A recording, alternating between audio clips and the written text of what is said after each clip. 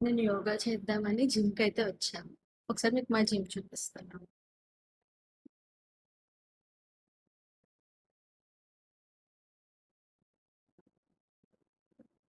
రావాలి.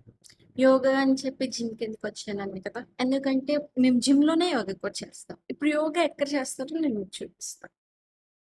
ఇదొక ప్లేస్. ఎక్కడైతే ఖాళీ ఉంటదో అక్కడ. ఇదొకటి, ఇదొకటి అగోండి అది నా మ్యాట్ ఇప్పుడు అక్కడ ఏసుకున్నా. అదొకటి అండ్ ఇదొక ప్లేస్ అన్నమాట. సో, చూడండి. ఇప్పుడు అది కూడా ప్రాబ్లమ్ కాదు. మర్కటాసన అని ఒక ఆసనం ఉంటుంది. వేరక్కడ మనం 2 హ్యాండ్స్ జాపాలి. అక్కడ హ్యాండ్స్ జాపుకోవడానికి ప్లేస్ లేదు. కాలు అటు ఇటు మూవ్ చేయడానికి కూడా ప్లేస్ లేదు. Yeah! This is VIT things. We can't do anything. ఇప్పుడే ఒక గొడవ అయింది. గొడవ అంటే గొడవ కాదు. కిందకెళ్ళి కంప్లెయింట్ ఇచ్చా. ఏం జరిగిందో ఇప్పుడు చెప్తాను ఆగండి.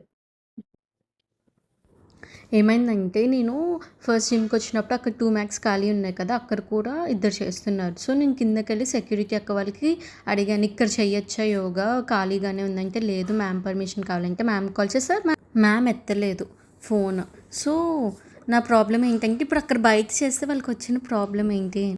నేను సెక్యూరిటీ అక్క వాళ్ళని, "అక్క ఇప్పుడు ఎక్కడ చేయమంటారు?" అని అడిగితే they were like, "me room ముందు కారిడార్ ఉంటది కదా!